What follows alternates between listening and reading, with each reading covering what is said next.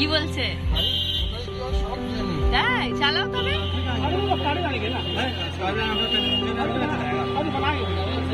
घर से लेकर आना काम वाला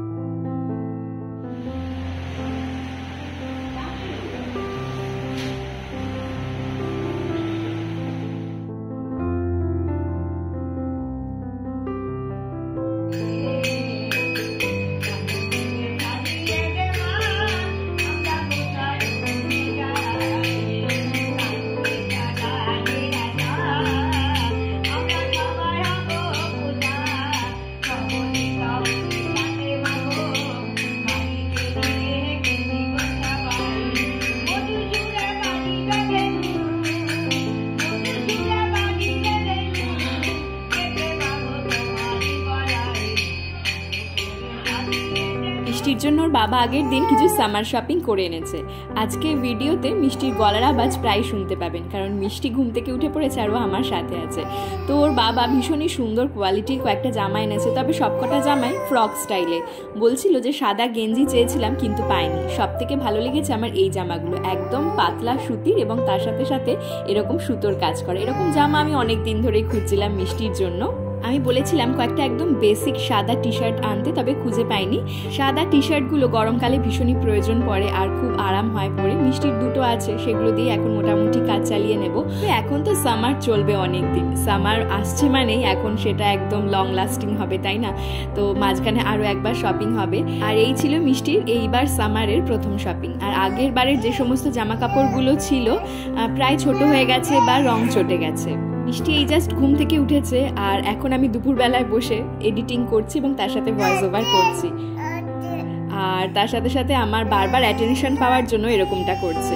তো যাই হোক, সেদিনকে সকালবেলায় আনা হয়েছিল একটুখানি বাইরের থেকে খাবার দাবার, তো মাঝে মধ্যে এরকম খেতে ভালোই লাগে।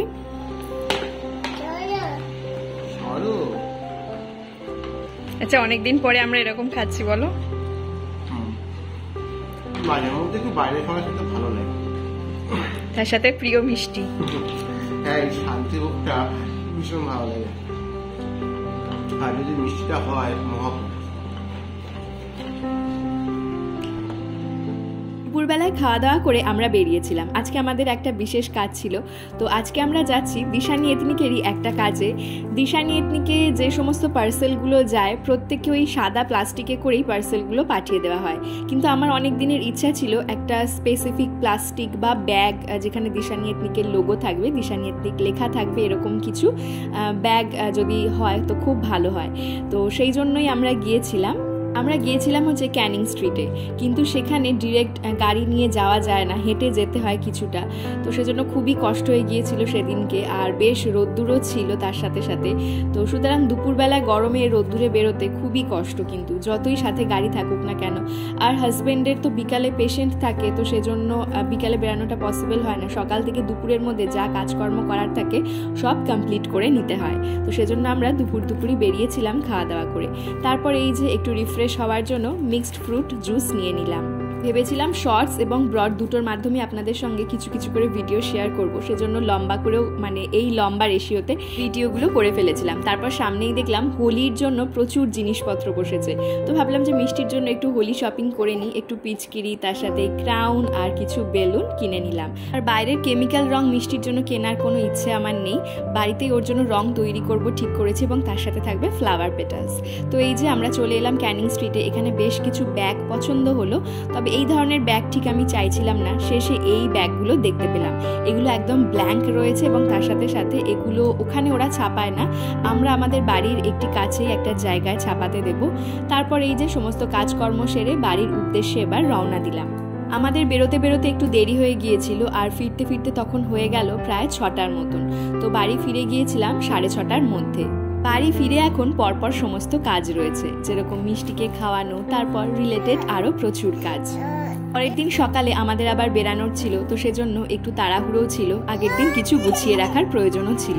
তো এই যে মিষ্টিকে নিয়ে একদম রেডি হয়ে আমরা তিনজনে মিলে যাচ্ছি এখন গ্যারেজের কাছে। আমাদের বাড়ি থেকে গ্যারেজে যেতে গেলে একটু বাইক নিয়ে গেলে ভালো হয়, বেশ কিছুটা ডিস্টেন্স।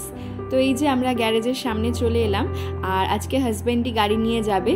ও এখনও লার্নারের স্টেজেই রয়েছে, নেক্সট ডে ওর এক্সাম রয়েছে, তো সেই জন্য মাঝখানে বেশ কিছুদিন প্র্যাকটিস করে এখন একদম প্রো হয়ে গেছে, ভীষণ ভালো গাড়ি চালানো শিখে গেছে।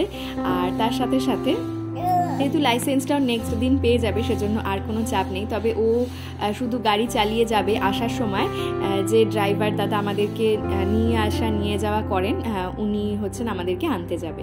তো যাই হোক, এখানে ওই যে ওদিকে ওর বাবা আর মিষ্টি গাড়িতে বসে আছে, আর আমি চলে এসেছি এখানে মিষ্টির দোকানে মিষ্টি নেব বলে। আমাদের এখানে বিরাটিতে পারিজাত বলে যে মিষ্টির দোকানটা আছে, মিষ্টিগুলো ভীষণই টেম্পটিং এবং তার সাথে সাথে খেতেও খুবই ভালো।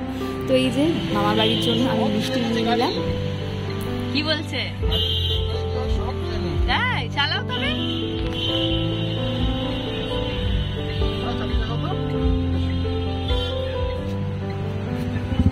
এখানটা রাখবো মিষ্টিগুলো।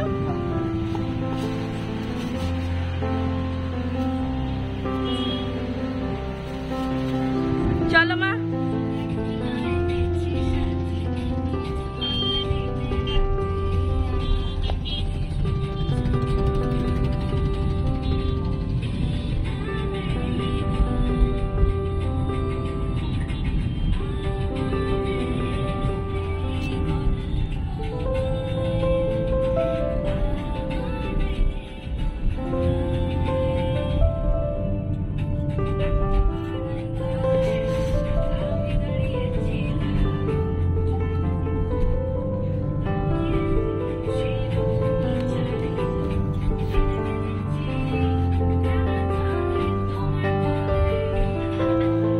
কেমন আছে এখন? আগের থেকে বেটার?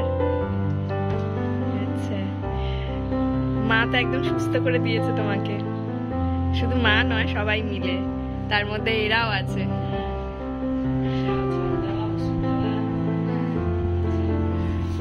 মামা আর এই যে মিষ্টি এসে ওর খাওয়া দাওয়া হয়ে গেছে, এখন মামা আর মিমির সাথে খেলাধুলা করছে।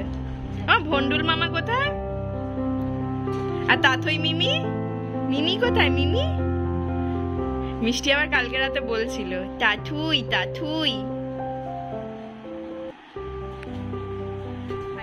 দাদা এসছে, দাদা। আর আচ্ছা আচ্ছা আচ্ছা,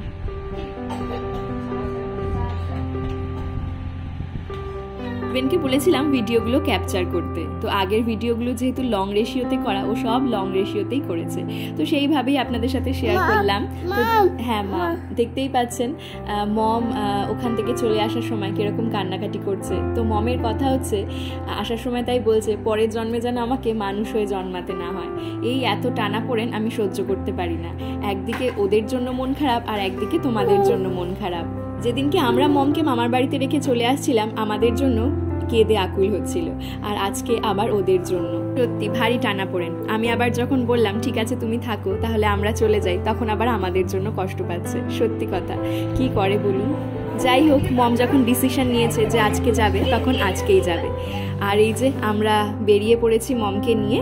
তাহলে আজকের ভিডিওটার বেশি লম্বা করতে পারলাম না, যতটুকু শেয়ার করলাম আপনাদের সাথে। আবার নেক্সট দিন ভিডিওটা স্টার্ট করেছিলাম। তাতে এসে এই যে মিষ্টির জন্য ড্রাই ফ্রুটস যেটুকু ভেজানোর ছিল ভিজিয়ে রাখলাম। খুব বেশি ড্রাই ফ্রুটস আজকে ভেজালাম না, কারণ মাঝে কয়েকটা দিন মিষ্টির ডাইজেশনের একটু প্রবলেম হচ্ছিল। তো এখন মোটামুটি সুস্থ আছে, তো সেজন্য আবার অল্প অল্প করে ওকে ড্রাই ফ্রুটস দেওয়া স্টার্ট করছি। আর এখানে ভেজাচ্ছি চিয়া সিড।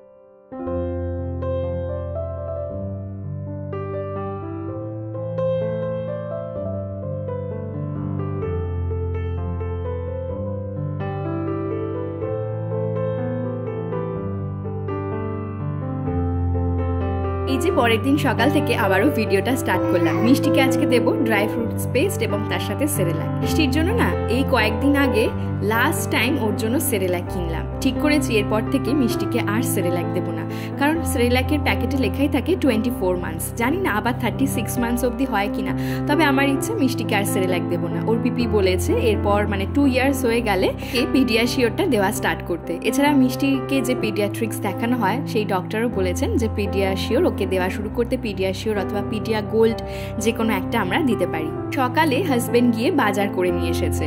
তো এই যে মাছ একদম ধুয়ে পরিষ্কার করে নিয়েছি, সবজি সমস্ত ফ্রিজে তুলে রাখবো, কারণ আজকের মতো রান্না কমপ্লিট। শুধু মিষ্টির জন্য একটু মাছ রান্না করব, আর কিছুই নয়। সবজি বাজার আনা হয়েছে এবং তার সাথে আনা হয়েছে 2 রকমের মাছ, পমফ্রেট মাছ এবং তার সাথে সাথে পাবদা মাছ। পাবদা মাছটা না আমাদের ভীষণই প্রিয় একটা মাছ, বেশ ঝাল করলে খেতে ভালো লাগে, আর পমফ্রেট মাছও তাই, ভীষণই প্রিয় দুটো মাছ। তবে মিষ্টিকে ম্যাক্সিমাম দিনই জ্যান্ত রুই এবং তার সাথে সাথে শিঙি মাছ এই ধরনের মাছই দেওয়া হয়। ওরও মাঝে মধ্যে একটু টেস্ট পাল্টানোর দরকার পড়ে। আর হ্যাঁ, রিসেন্টলি আপনাদের সঙ্গে আমি শেয়ার করব মিষ্টির 2 ইয়ার্স হতে যায় এবং ওর খাবারে অনেক রকম আমি চেঞ্জেস এনেছি। সবসময় সবটা এখন আর ভিডিওতে ক্যাপচার করা হয় না, নেক্সট ভিডিওসগুলোতে ডেফিনেটলি আপনাদের সাথে শেয়ার করার চেষ্টা করব। আজকের ভিডিওটা এখানেই শেষ করছি, ফিরবো নতুন ভিডিও নিয়ে। ভালো থাকবেন, সুস্থ থাকবেন, ধন্যবাদ।